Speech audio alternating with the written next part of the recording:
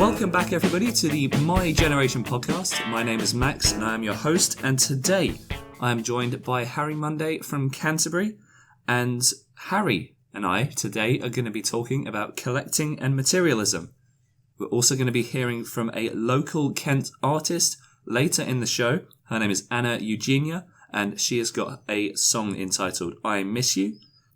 I'm a collector of brick-based construction toys such as Lego, Mega Bloks, and Kobe, and I've been collecting for around 6 years, and I have a varied collection between sets and custom builds, and I'm proud of my collection.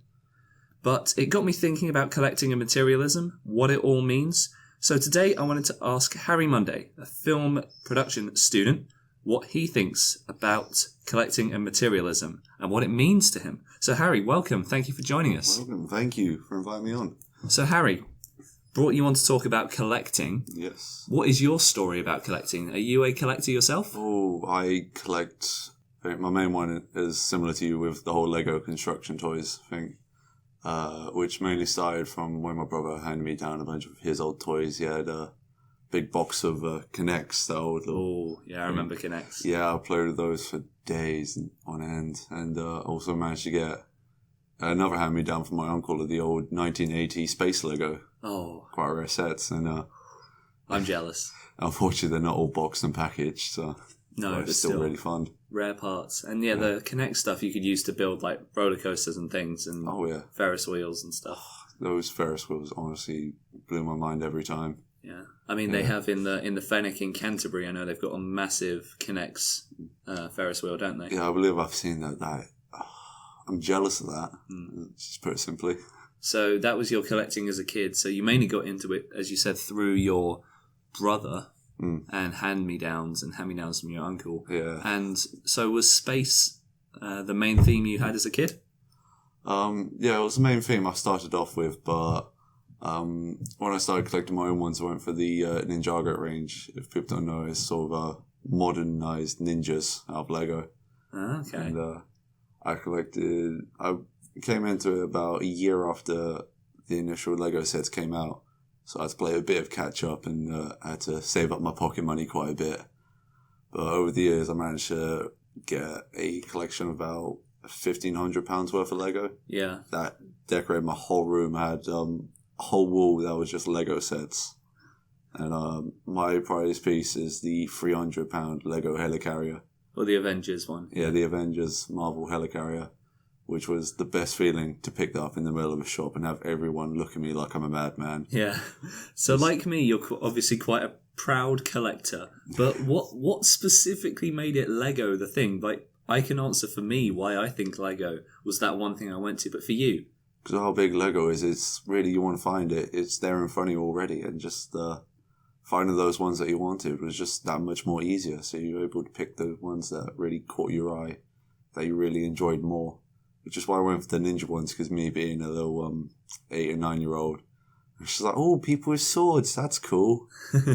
And I just went from there on. Is that how old Ninjago is? How long has Ninjago been going for then? Because I thought it was more of a recent theme. It's kept going quite recently from what I've heard. I'm embarrassed to say, but I still check in every now and then just to see what the sets look like.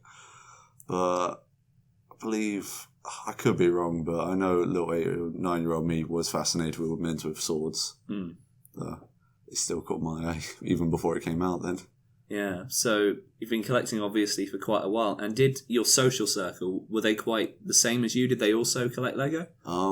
Not the same. They were into other collections, which I'll probably talk about in a minute, but my close group of friends at that time weren't that big on Lego. They were more Pokemon and all that, which I did also get into.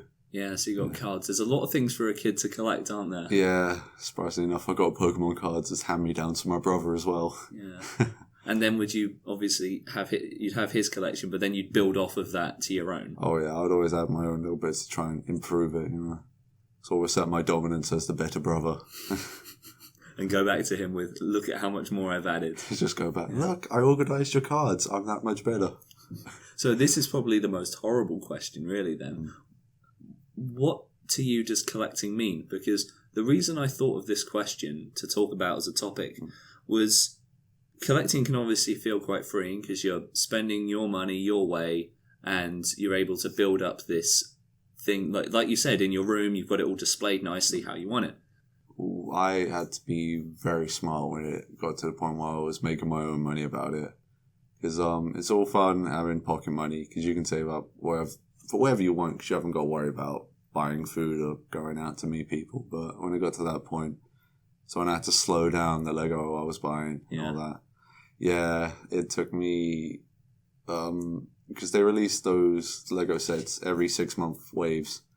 I had to slow down to the point where I was taking a year or two to just catch up on 6 months worth of Lego.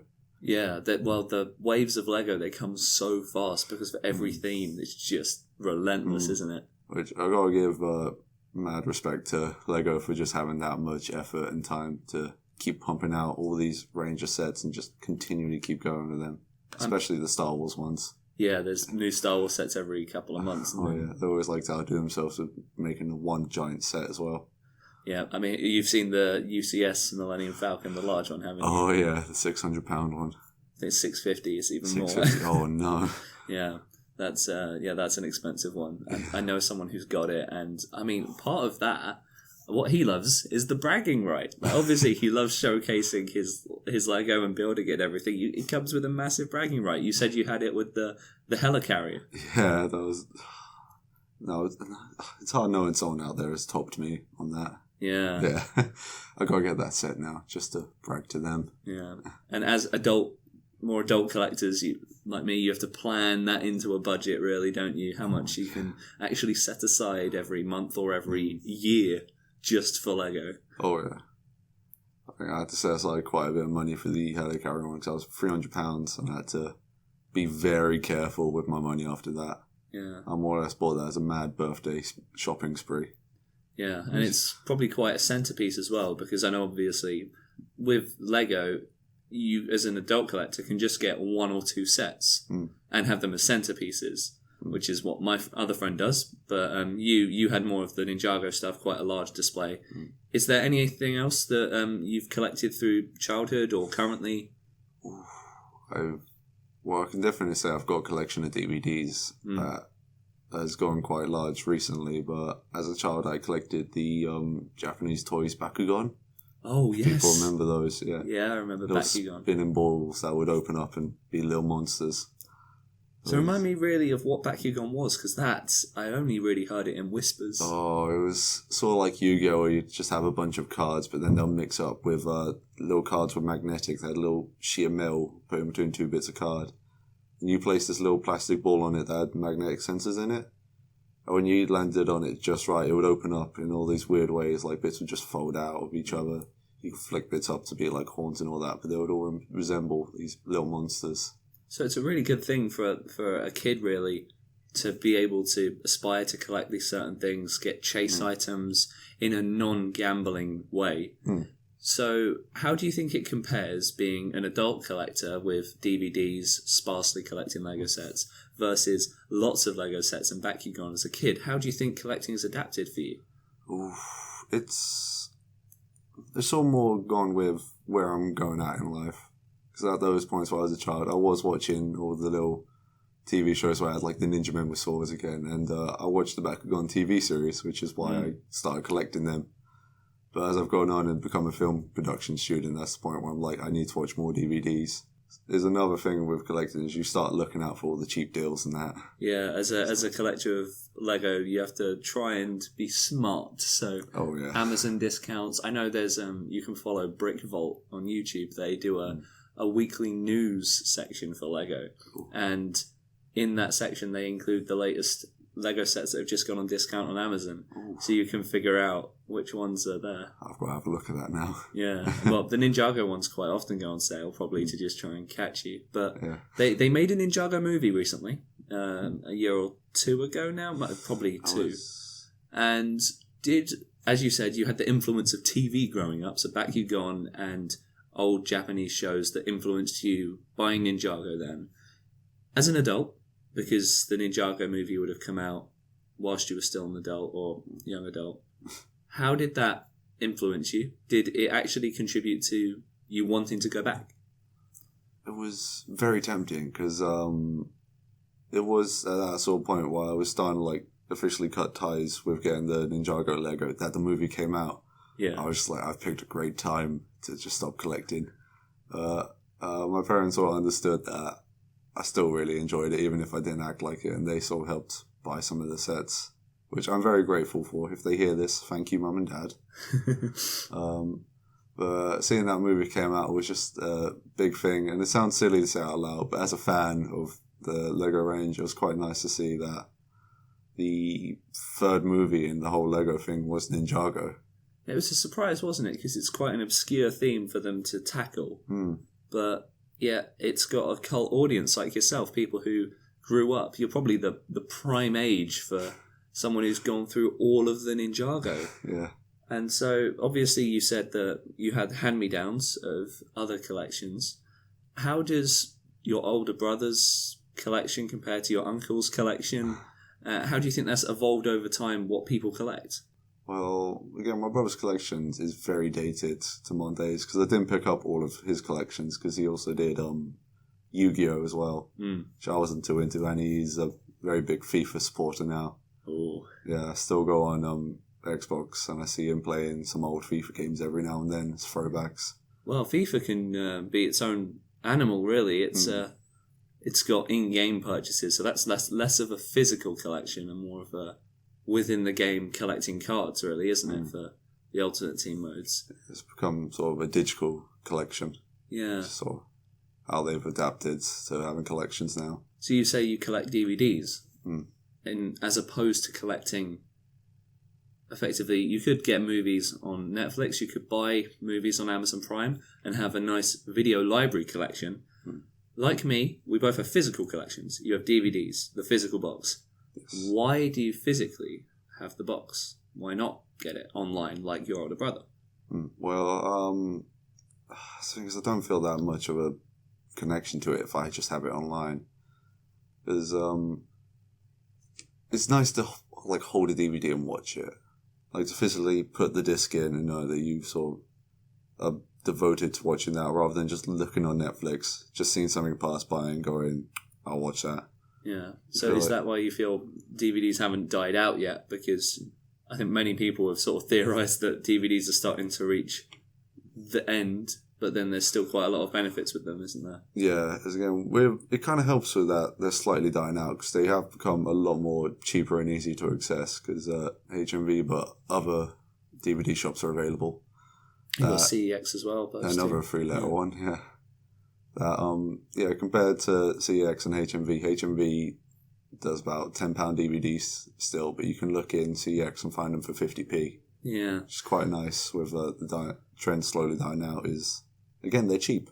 Yeah. More easy to access, there's certain hobbies and collections that never seem to die. I collected Hornby, and did you ever have any Hornby? I had the knockoff Hornbys. Yeah, the cheap ones. Yeah, Hornby was always an expensive collector's thing. I never had much because of that, but I recently went away to Brighton and I saw at their toy museum all of its Hornby, and I got to meet tons of Hornby enthusiasts. And I didn't realise that there was still actually a massive audience of people collecting that. And I don't know if you saw recently, there was a show who had a group of people who'd put together a Hornby show, or display it at a show. And in the night, overnight at the event, someone came in and destroyed their whole collection. Oh. And absolutely ruined it for no reason, which is just terrible. But the train community put together so much money. They put it on Kickstarter, and I forget or not Kickstarter, or a GoFundMe kind of page. And they set a goal to try and be able to earn some money back because they had thousands and thousands worth of Hornby. And they absolutely blew the target because everyone came together as collectors. And I thought that was amazing. So, in that sense, did you ever feel a sense of community that came with collecting? A little bit, yeah. Because the Pokemon one definitely had a community running behind it. It was just saying, because I had close friends that did it as well, so we'd always get together, trade Pokemon across games and have a little fight, who was better at this, who was better at that. Looking back at it, some of the things I did collect as a child have gone much bigger communities now. Getting the whole Ninjago thing, getting its own movie now, that's blown it into sort of mainstream media now. Well, yeah, because Ninjago, when it first came out, wasn't big at all, was it? No, I remember, which kind of set me as a child, I remember it got cancelled at one point. Really? Yeah, the range got cancelled, and after a year of fans petitioning to get it back, Lego approved a new range. Wow. And that's where it just started skyrocketing in the Lego community, and now, again, the movie just putting it in the media.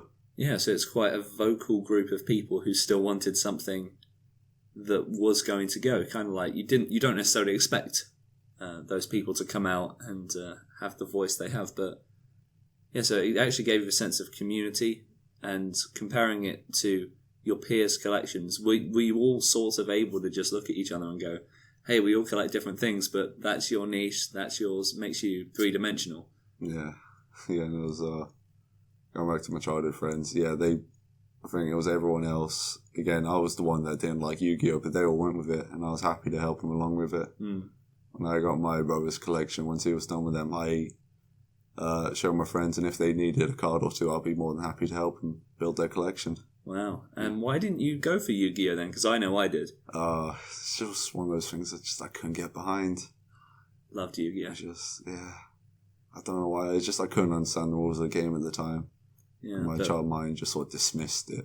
Well, there's a certain amount of accessibility as well, because Yu-Gi-Oh wasn't too accessible unless you played it regularly. So do you feel like for someone new coming into a form of collecting, what would you recommend, especially in terms of Lego DVDs, the ones you're a part of? What would you recommend to someone who's looking to get into collecting? Start small. If you want to start a collection, don't go out and buy a big Ranger at one point, because if you're not going to get into it properly, then you've wasted a decent bit of money there. Just all build up slow and gain an appreciation for the little bits that you have at first, and then slowly try and expand on those. Like with movies, you can't buy one of every genre and think that you're going to love them the same. Buy a comedy movie, and watch that. Learn to enjoy that, and then find other comedy movies, and then find comedy movies that switch genre and branch out a bit from there. And why do you think people should care about collectors? Because there's going to be, albeit quite a small amount of people that don't collect something, because despite what this is like, everyone's got some form of collection, I think, in a way. Why do you think people should care about a Lego collection? Because it's more the collection speaks for the person who's collecting it. Yeah. Very more of that's their way of feeling relaxed and feeling eased. And I know there's a lot of people that take the mick out of it, just saying like, oh, it's just Lego, but to other people, it's their life. Like with those YouTubers such as Brick Vault, that is how they make a living, is going over Lego. And I just got to give a lot of respect to that. And is that why you collect, do you think? Is it, you said, a sense of relaxing? It's definitely relaxing because, as I say, I have Asperger's, and as a child, Lego was a great thing for a sensory sort of relaxation. So I'd just get my hands on. I didn't have to worry about fidgeting too much. I would just place a brick. I could scour through with the Lego, find another brick, keep going. And it's quite focusing, isn't it? Because you can block out the world with Lego, can't you? Oh yeah, I've definitely ignored some things with Lego. And did you keep sets assembled? Were you one of those kids where you'd put together the set and keep it displayed, or would you break it apart within 5 minutes and be building your own things? Oh no, I had to keep the set as it was. Even as a young kid? Yeah, I didn't want to ruin them. It was a case of I always had them displayed on my wall. But if it was a case of there's not enough room, I would occasionally take a set down, put it in a box. I bagged every brick as well. Wow. Because I didn't want any stray bricks or anything. I put them back in the box, sealed the box up with sellotape, tried to keep it in as close to mint condition as I could. And so you kept all the boxes for all of them? Yes, every single box. Not one's thrown out. Can I ask why you did that? Again, because I knew at some point I'd have to pack it up, and I didn't want to ruin any of the sets. Didn't want to lose a single piece. I wanted the sets to just be as they are. Yeah. And because I didn't want to risk anything. And so, as you said, your collecting has, regarding to Lego, has decreased because obviously you've moved away for university, you've got a different life now, you're not collecting as much of it new. What's the plan for the Ninjago stuff that you do have now? The plan is I might, if I get a big enough place to live, I might install some shelves and put some up as nostalgia's sake. But I'm still going to keep them because hopefully I'll be able to give them to a child one day, and hopefully they'll be able to enjoy it as much as I did. Yeah. I think we both have slightly different things for the future of our Lego, because I think I'd probably have to separate it. I'd give, here's my Lego, here's the ones that's up on the shelves, that's my stuff, and then here's the Lego that a kid can play with. Here's the proper parent Lego here. You should have your child Lego, have that. I feel like Lord Business in the Lego movie saying that, but... See, that movie has deep meanings now. Yeah, but... No, because it is, I mean, they're primarily kids' toys, but they're closely linked with engineering, really, if you think about it. Yeah, because I've been, not going to lie, I have been tempted to look more into engineering because of Lego, especially the Technic stuff, how intricate that can get with some sets. I've been tempted to read up more on how I could sort of do my own things with those ones. Well, someone would have to correct me in the comments if I'm wrong, but I think you need an engineering degree to be a Lego designer. Do you? Yeah. Oh. Which is why, or at least for the modern sets, you get that level of intricacy. I don't know if you saw that they've got now a Lego Creator NASA landing pod for the one that landed on the moon, that Neil Armstrong landed on the moon in. And the intricacies of the connections on the leg joints, they're just mathematically sorted, and it's just beautiful and perfect. And I'd recommend checking that set out. I'm really going to have a look at that now, yeah. Yeah, because space has always been a massive theme within Lego and within collecting in general, if you think even just science fiction. What would you say drew you to space? Because you said that you had your uncle's space collection. Yeah, again, it's the whole thing of being a child at that time was whatever was big on TV was just caught the child's attention. There was a lot of stuff, if you're saying, with sci-fi. Because you had the more mature shows like Star Trek and Doctor Who, and there was a lot of loose adaptations for children. You'd have like the little old spaceman going off in space, and these little adventures. Yeah.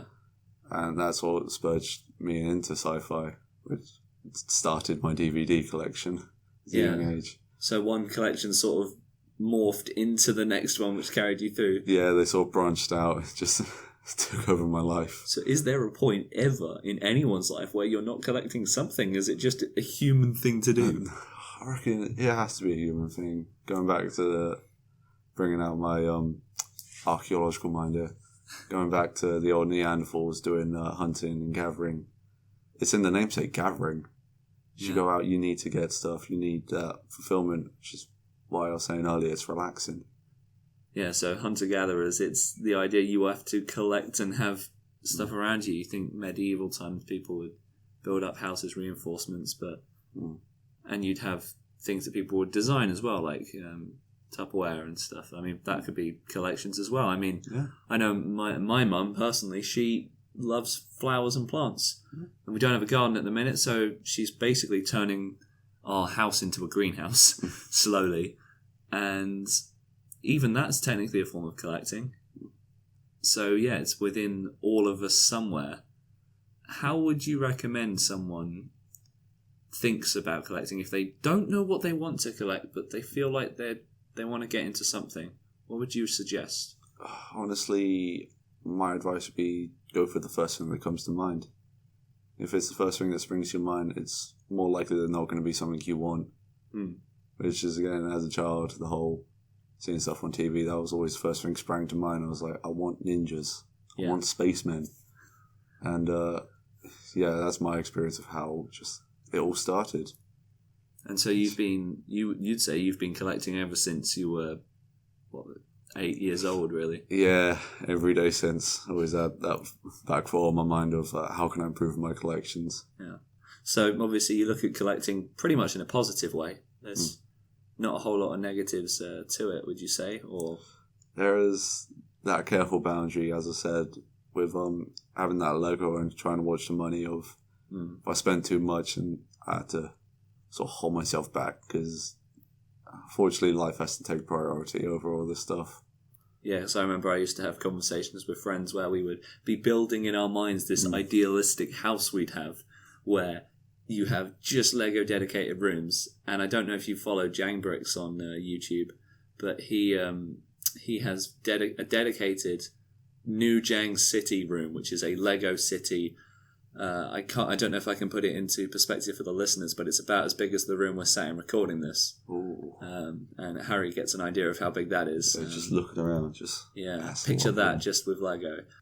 10 meters by 10 meters? 10 by 10 meters, yeah, probably. And then he's got a room a bit smaller than this, just for Halo Mega Blocks. Oh my god. And looking at that, obviously it can give you this want to have what someone else has, but at the same time, it's also something to aspire to. What would you say about seeing or hearing about stories like that? It's always good to be inspired by that stuff. It's always good to have that sort of goal in mind that you can reach this point. There's people out there as well that you can idolize in a collector community. Again, you sort of got to watch yourself to not get too envious. Because if you look at it too competitively, then you're ruining the fun of it. Yeah. You're sort of tainting the community in a slight way as well. In a way, it's a form of order outside of work, because with a lot of people's jobs, people like their work because it's quite orderly. And collecting, would you agree, has a sense of order to it because you display it in your way you prefer. You are budgeting it in a way also, and you said with your pocket money. Is collecting as a kid preparing you for adult life? I suppose, yeah, because again, when I got to the point I was making my own money, I had to compare my purchasing of Lego to my purchasing of everyday stuff. I had to sort of realise that I can't collect Lego right now. I need to collect kitchen utensils, I had to collect plates, food, I had to get toiletries as well. Yeah. It was a nice way to sort of learn how to budget things and look out for the cheapest stuff as well. Yeah, because you have to build that awareness of buying stuff with price in mind, but obviously also not just buying too cheap, because the reason you bought Lego is because you didn't want to settle for a knockoff brand, because you wanted to still have quality stuff. Same, I'd say, would apply to food and drink. Yes, you want to try and get the price down on that food, but you don't just want to buy food that's awful.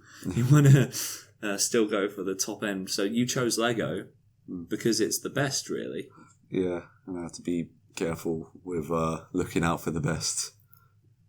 Because the old biggest Lego sets would be about £100 per range, and you had to look on certain websites, find certain deals that you could get, like off Amazon. Yeah. Whittle it down to about 70, 60 if you were very lucky. Well, now you've got Lego communities of people who have older sets that are worth a lot sealed in the box and who collect those sealed sets. I've had a look at some of the old Ninjago stuff, and a lot of the sets that I've got are more expensive to buy now than what I got back then. Yeah, Lego compares strangely to collecting DVDs, because unless it's something like Star Wars or Marvel, most DVDs tend to depreciate in value, whereas Lego quite often appreciates, even if it's not sealed in the box. So, would you say that you are ever considering selling? It's the horrible question. Would you ever consider selling? Or is it meant to be kept for a kid or just for you to look back on? It's one of those things where it's really your own choice because it's your collection. I could perfectly understand if someone wants to sell it, because I've had that scratching the back of my head too. Where it's like, I need the budget. Or I could just sell some Lego. Yeah. But I've had my heart out on giving my future child one day just the same experience I had.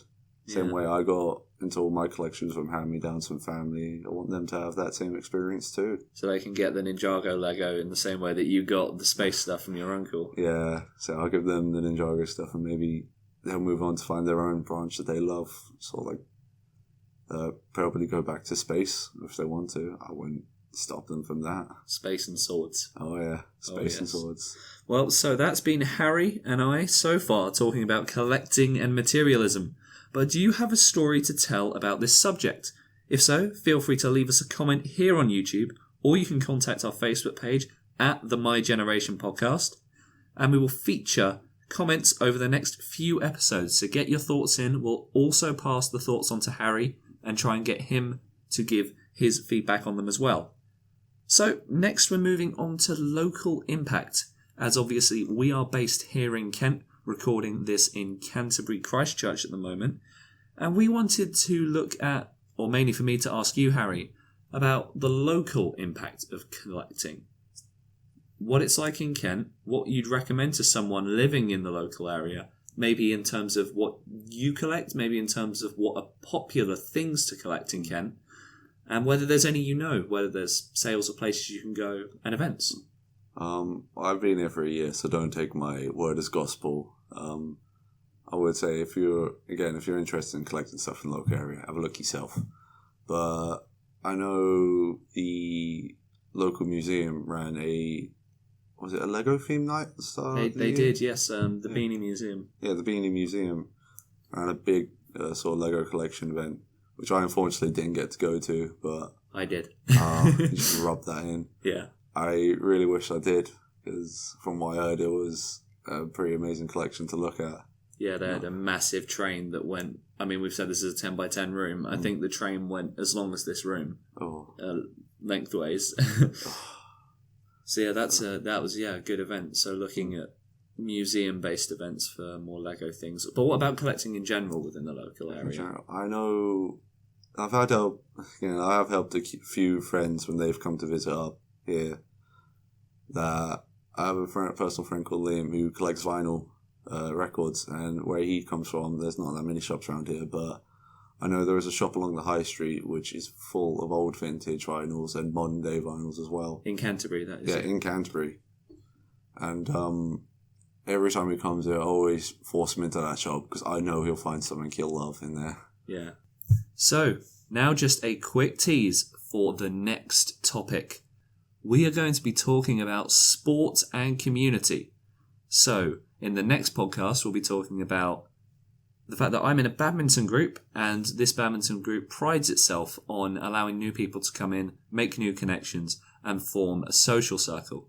So I'm going to be talking about sport and community. The guest is lined up, and that episode will be coming soon. So once again, don't forget to check the Facebook page at the My Generation Podcast. Also subscribing to the YouTube channel so that you can see all the updates for these new episodes coming out about various topics, and leaving your comments below about today's topic. Now, on today's show, as I mentioned at the start, we're featuring local artist Anna Eugenia from Canterbury with her acoustic song, I Miss You. You can find her on SoundCloud at Anna Eugenia, and her links will be in the description. Now with her single, I Miss You, here's Anna Eugenia.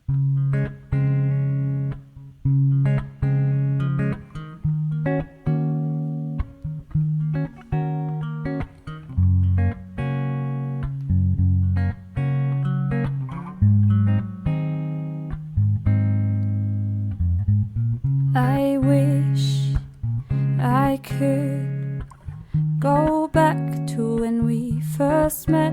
I can't let go of you.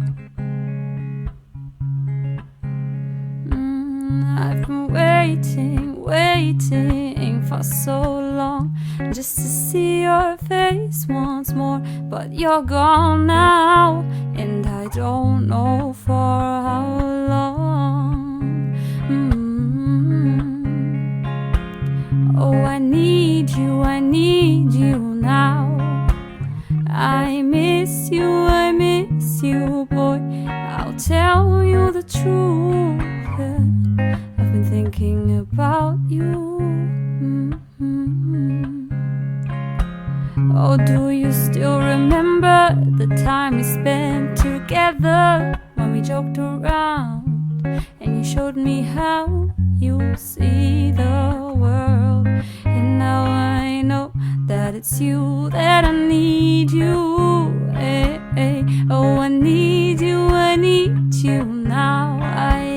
I miss you, boy. And I'll tell you the truth, yeah. I've been thinking about you. Oh, hey, hey. Oh, no.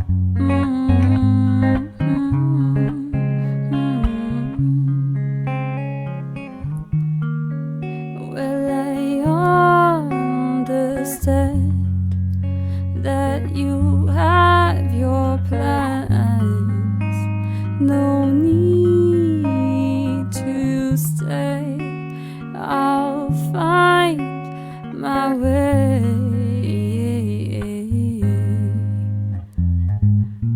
Oh, I need you now.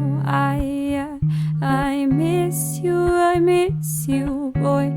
I'll tell you the truth. I've been thinking about you.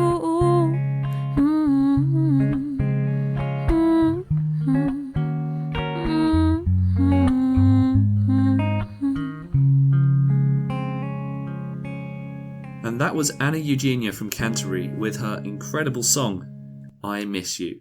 Now, we're going back to Harry in just a moment to wrap up this week's show about collecting and materialism. But there are future topics that we are still looking for people to talk about.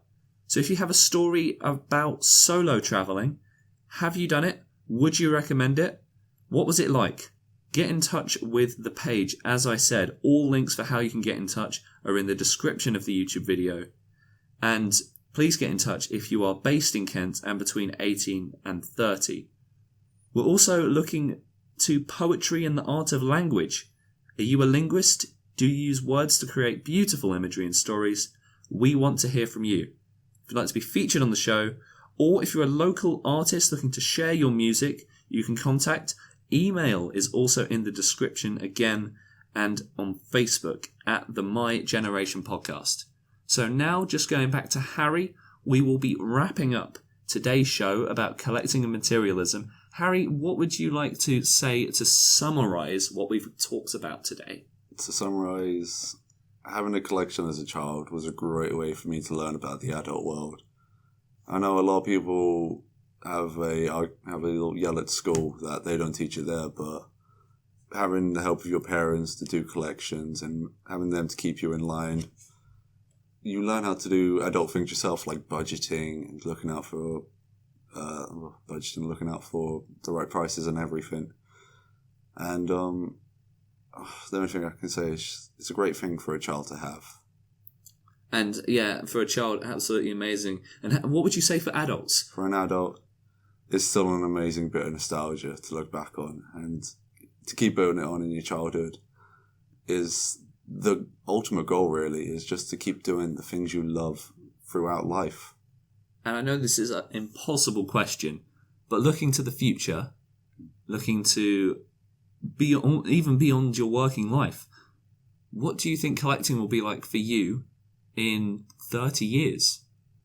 It will still fill me with as much joy as it does now. Yeah. That's all I can say. And how does, you said your uncle handed down the space stuff. Was there, once he handed that down to you, was there immediately anything he went to collect instead? He didn't. Unfortunately, he gave up on it, but me and my family, we refused to let him give up. Every birthday or Christmas, we always buy him a little space Lego set. Oh.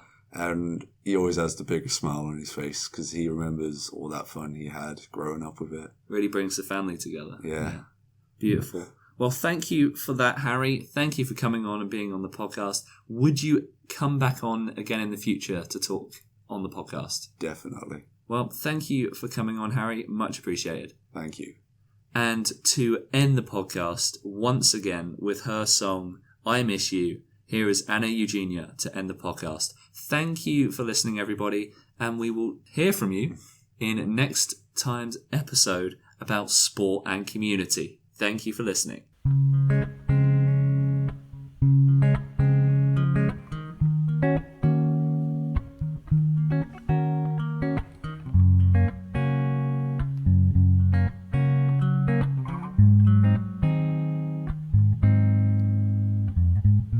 I wish I could go back to when we first met. I can't let go of you. I've been waiting for so long just to see your face once more, but you're gone now, and I don't know for how long. Oh, I need you now. I miss you, boy. I'll tell you the truth. Yeah. I've been thinking about you. Oh, do you still remember the time we spent together when we joked around and you showed me how you see the world? And now I know that it's you, that I need you. Hey, hey. Oh, I need you now. I miss you, boy. And I'll tell you the truth, yeah. I've been thinking about you. Hey, hey. Oh, no.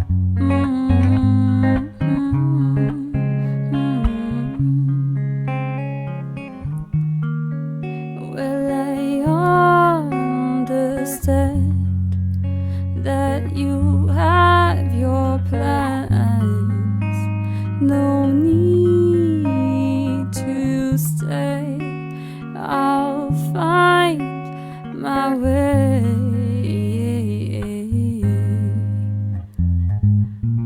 Oh, I need you now. I miss you, boy. I'll tell you the truth. I've been thinking about you.